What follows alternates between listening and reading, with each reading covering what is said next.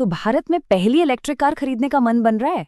देखिए, ईवी बाजार ना बहुत तेजी से बढ़ रहा है और इतने सारे ऑप्शंस के बीच सही गाड़ी चुनना सच में एक पहेली जैसा लग सकता है। लेकिन घबराने की कोई बात नहीं है। चलिए इस पूरी प्रक्रिया को मिलकर आसान बनाते हैं। भारत की सड़कें इलेक्ट्रिक हो रही हैं, ये तो पक्का है। तो सवाल ये उठता है कि इस बड़े बदलाव के लिए कोई कैसे तैयार हो। बाजार में इतने सारे विकल्प हैं कि सही चुनाव करना वाकई एक बड़ी चुनौती जैसा लगता है। लेकिन इसे समझने का एक सीधा और सरल तरीका भी है।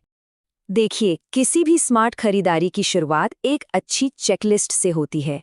इसीलिए शहर की जिंदगी के लिए एक परफेक्ट इलेक्ट्रिक गाड़ी खोजने के इस सफर को आसान बनाने के लिए हम लेकर आए हैं एक 7 पॉइंट गाइड। तो ये रही वो 7 पॉइंट की चेकलिस्ट। सबसे पहले रियल वर्ल्ड रेंज, फिर बैटरी और चार्जिंग, परफॉर्मेंस कैसी है, सेफ्टी कितनी है, कंफर्ट का क्या लेवल है, कुल लागत कितनी पड़ेगी और आखिर में रीसेल वैल्यू क्या मिलेगी। इन 7 पॉइंट्स को समझना ही सही फैसला लेने की चाबी है। चलिए अब इस चेकलिस्ट के कुछ सबसे जरूरी हिस्सों में थोड़ा गहराई से उतरते हैं। बात करते हैं परफॉर्मेंस, सुरक्षा और लागत की, क्योंकि यही वो चीजें हैं जो किसी भी खरीदार के फैसले पर सबसे ज्यादा असर डालती हैं। तो सबसे पहले बात रियल वर्ल्ड रेंज की।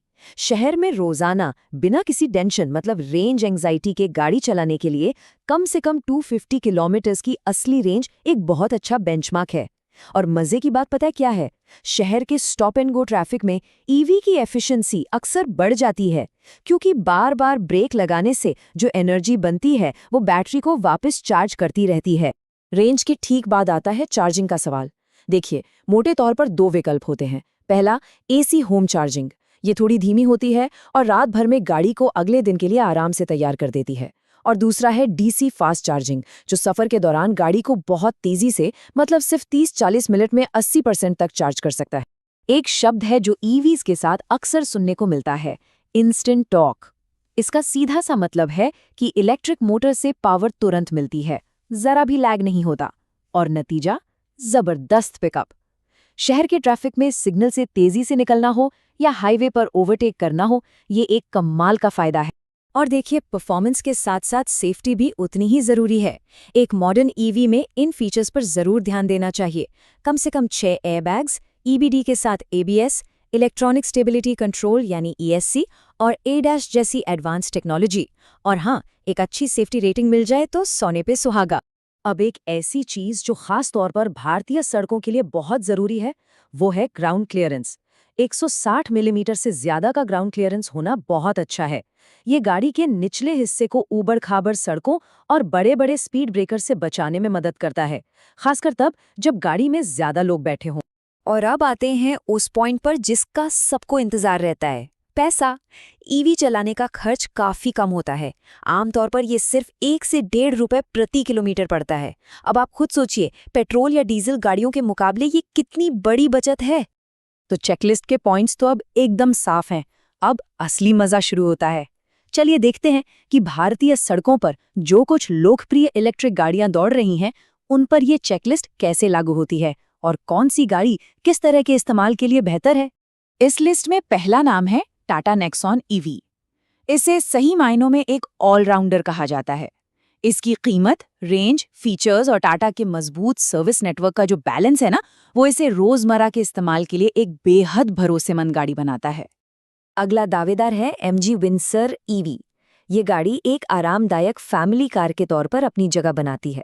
इसकी अच्छी रेंज और शानदार टेक्नोलॉजी फीचर्स इसे शहर में चलाने के साथ साथ वीकेंड पर छोटे-मोटे ट्रिप्स के लिए भी एक बहुत ही प्रैक्टिकल ऑप्शन बनाते हैं। और फिर है टाटा पंच ईवी। ये गाड़ी तो मानो बनी ही शहर की भीड़-भाड़ और ट्रैफिक के लिए है। इसका छोटा साइज, चलाने में आसानी और किफ़ायती दाम इसे पहली बार ईवी खरीदने वालों के लिए एक जबरदस्त विकल्प बनाता है। अच्छा, टाटा और एमजी के अलावा एक और बड़ा खिलाड़ी मैदान में उतर चुका है, महिंद्रा। देखिए, महिंद्रा भारत में एसयूवीज का दूसरा नाम है और अब इलेक्ट्रिक स्पेस में भी वे बड़े दावे पेश कर रहे हैं। महिंद्रा की लाइनअप में देखिए एक्सयूवी 3XO ईवी।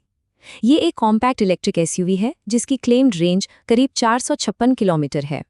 ये उन लोगों के लिए है जिन्हें रोज के इस्तेमाल के लिए एक प्रैक्टिकल गाड़ी तो चाहिए, लेकिन एसयूवी वाले स्टाइल और फील के साथ। और अगर भविष्य पर नजर डाले तो महिंद्रा की आने वाली BE6 जैसी गाड़ियां तो गेम ही बदल सकती हैं। जरा सोचिए, इनकी top and claimed range 683 kilometre तक हो सकती है। ये भारत में सबसे ज्यादा होगी।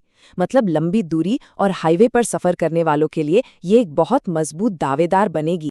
लेकिन हाँ, एक जरूरी बात, कुछ मॉडल्स पर ऑनलाइन रिव्यूज में खरीदारों की मिलीजुली प्रतिक्रिया देखने को मिल सकती है।